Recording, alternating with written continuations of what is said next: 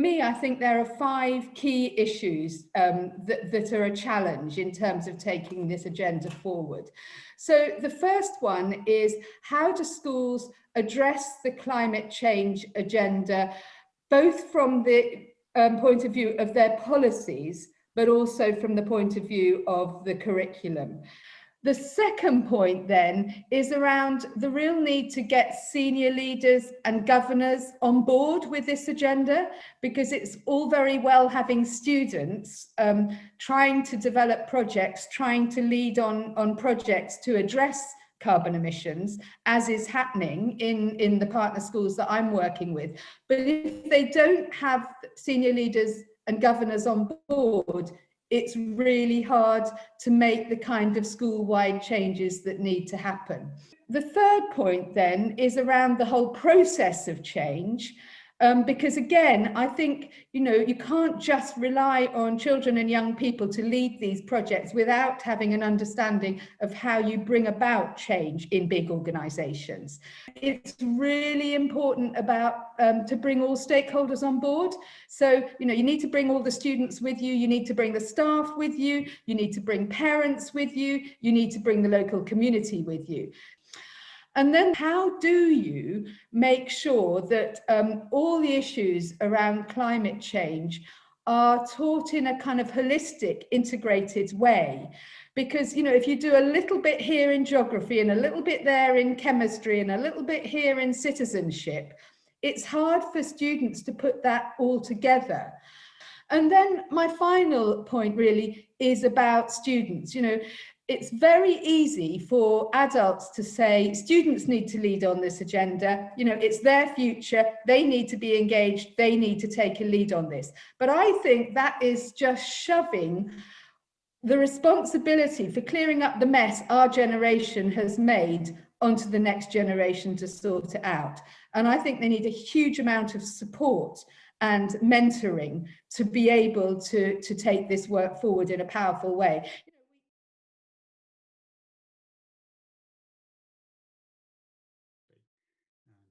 I think one of the things, like with the regional approaches within, say, higher education and the networks, but also across a kind of post-Brexit style UK, to ask is, are there particular things which are helpful in regional areas to consider as a way of kind of capitalising on the motivation or the particular conditions, the way climate change, for example, might affect or be mitigated in a particular bioregion or just geographical or political region, which would be a more kind of place-based response.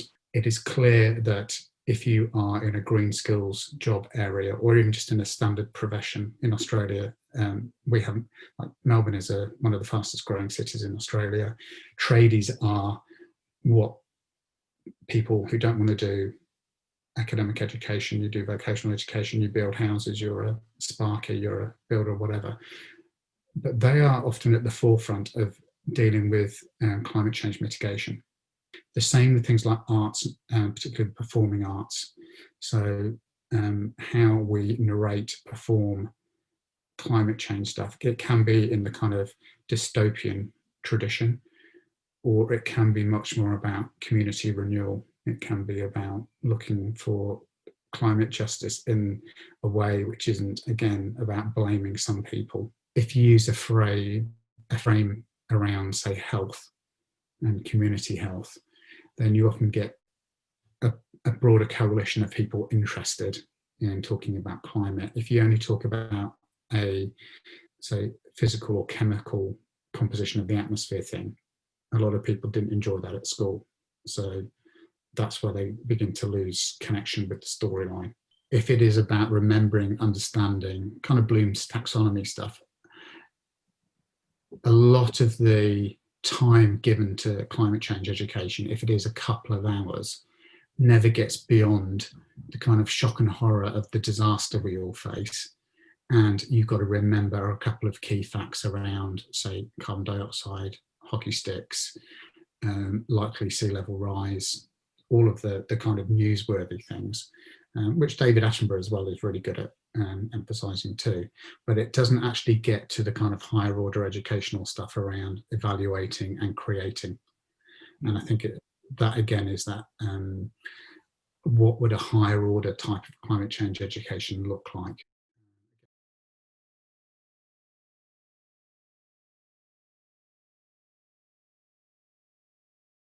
I think children under 16 being taken out into nature, I think that sort of white middle class children, it's something like 76% are taken out every week into a natural environment, and then that goes down to like by 10% for children from areas of deprivation.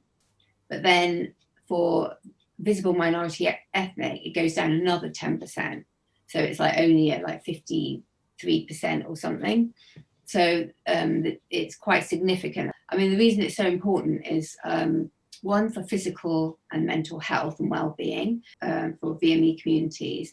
Incidence of mental health is like significantly worse than white communities. We know that getting outside into nature is really good for your mental health. Another big area is the environment, and the fact that if you're, you know, what Maya will always say is that if you're not connected with nature, then you're not connected to the earth and the planet.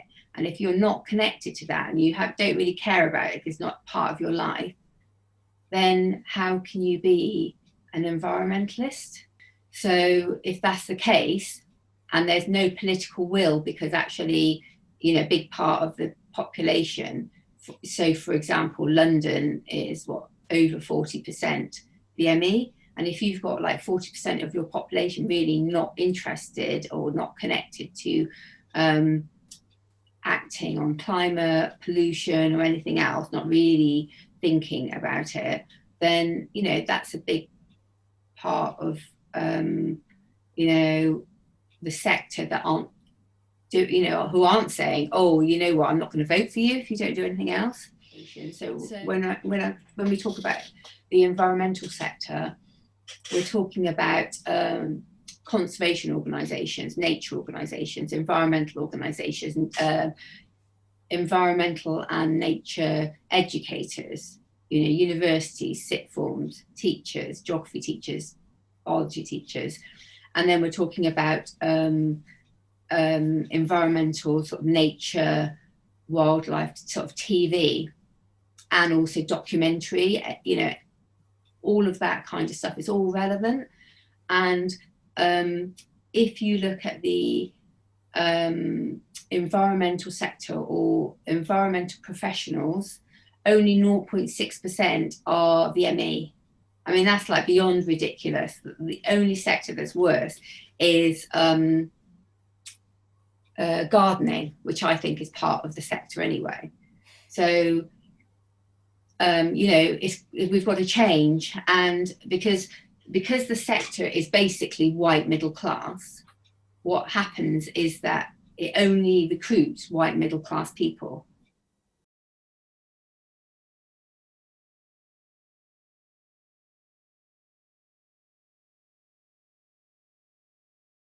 We undertook an extensive systematic review of climate change education. So we really wanted to understand what research had already been done in the area.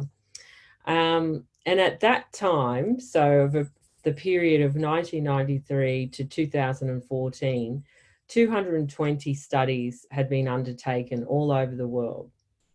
You know, the bulk of the research in that space described young people's, I guess, understandings of climate change as generally limited, erroneous, and highly influenced by the mass media. But then the research that I've undertaken with a team of researchers over the last 10 years, it presents a very different narrative of young people.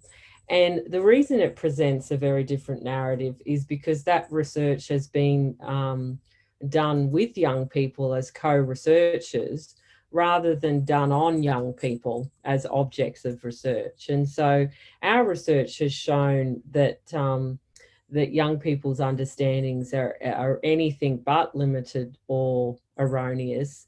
But what we have found is that they tend to be intelligent, yet impassioned, and yet very frustrated. Young people frustrated in the lack of action. And young people, though, are now actually co-writing curriculum. So as part of one of the projects that I led, which is called Climate Change in Me, young people wrote a curriculum, which is wrote curriculum for and by young people. Now that curriculum has been implemented in over 30 schools in New South Wales. But my point is that it starts with understanding what your thinking is. And I don't mean just in terms of the issue of climate change itself and whether you believe it's happening or not. And that's fairly low level in my opinion. Now, I'm also talking about your relationship with the earth. And that's what I've found when I've been working with young people, is that not only are they fascinated in climate change, but they're fascinated in the bigger story, the big picture, big history of the planet, of the universe, and where they fit into that.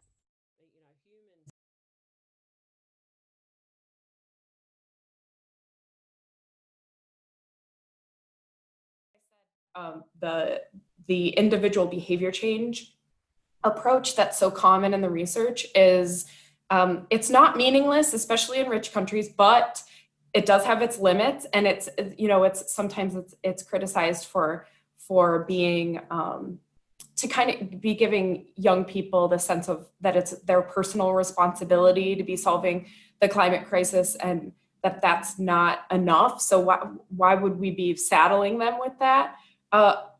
But what I found in research with 10 to 12-year-olds is that it's individual kind of daily habits and routines, if they are kind of changing those within their own sphere of influence and talking to others around them, that actually does give them a sense of agency, that gives them a sense that they can do something about it. So that's meaningful for that reason. And then doing some other kind of more collaborative, local, maybe community-based projects is even better. So I think for the research, maybe it's about asking, what does constructive climate change education look like in formal schooling, and how is that possible? How is it possible to have, young people leaving these educational spaces feeling informed and motivated and capable and engaged, on this issue? I think young people, they understand, they can understand the issue, they can handle it, right? But they also care deeply about it, typically. So they're coming from a place where they can see the impacts, they could be worried about the messages that they're seeing from all other spheres in their life. And a lot of them really want to do something about it. So I think that's why it's so important to integrate the action component, because it kind of plugs them into something that can make them feel effective on this big issue. And I think that's a great way for especially younger kids who are maybe starting to worry about this, that haven't had the opportunity to do anything about it to that point. And I think it's a good intervention point to possibly prevent further worry or possible despair or anxiety about the issue.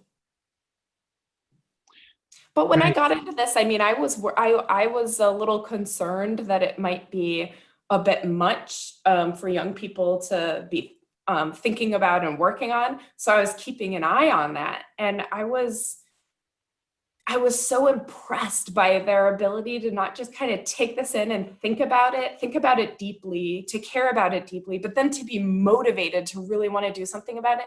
And then to watch them design and work on projects and get so much out of it, and made it worth it to me. It was actually a really hopeful experience for me.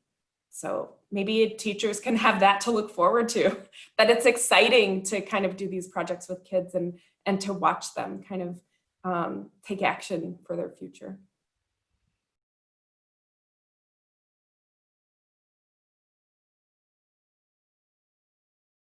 Part of my role was to try and encourage Year 9 students to take geography.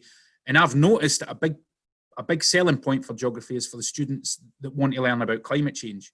And so they choose this 2-year topic and they get 1 week on climate change. And it really speaks to the values increasingly of young people.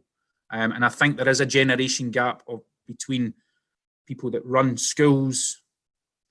I'll make the exception of our head, who is incredibly supportive of the idea that climate change should permeate the entire curriculum across the board, you know.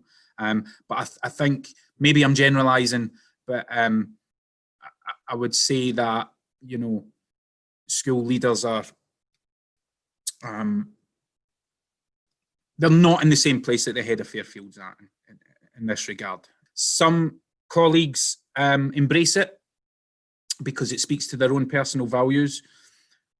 Others not so much. Now, I'm the last one to criticise any specific teacher, because, as I mentioned, we're under enormous pressure of time to deliver all sorts of other things on top of our subjects. But there's lots and lots and lots of missed opportunities where climate change could be embedded, maintaining the initial learning objective of a lesson, but a slight tweak, and suddenly you can relate it to climate change. For example, maths teachers spend a lot of time working with data and statistics and percentages, very often using meaningless data.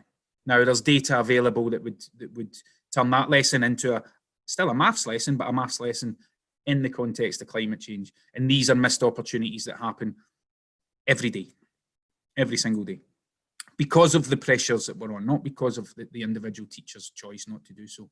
You know, I'd say there's the traces of climate change skepticism remain in teaching, which doesn't help us. On the other hand, out of lessons, extracurricular, that's where I've done some work with our eco team, and we've had really, really good results with our eco team. We've won a prize within our Academy Trust for their work, the students' work. I would definitely emphasise that what they do is student-led. So there was a little competition run to see which school could reduce carbon emissions the most, which our school did, and that all came from our students demonstrating leadership, because they were given the freedom to do so. The students that attend my eco team are attending because it speaks to their values. They come because they want to come. They give up their time because it's important to them, and they're angry, and they are frustrated, and they want to make our generation accountable for the fact that, as they see it, we're creating a mess and leaving it for them to clean up. So that is motivating the students in my eco team to achieve what they've done. I mean, one of my proudest moments in teaching was when we attended the youth strike. I took the eco team down there to show support. The head of school he asked me to do it. And after the dispersal, there was another gathering. There was a march through Bristol, stopping all the traffic, and it was my Year 9 eco team kids at the front of it with their fists raised, carrying the banner.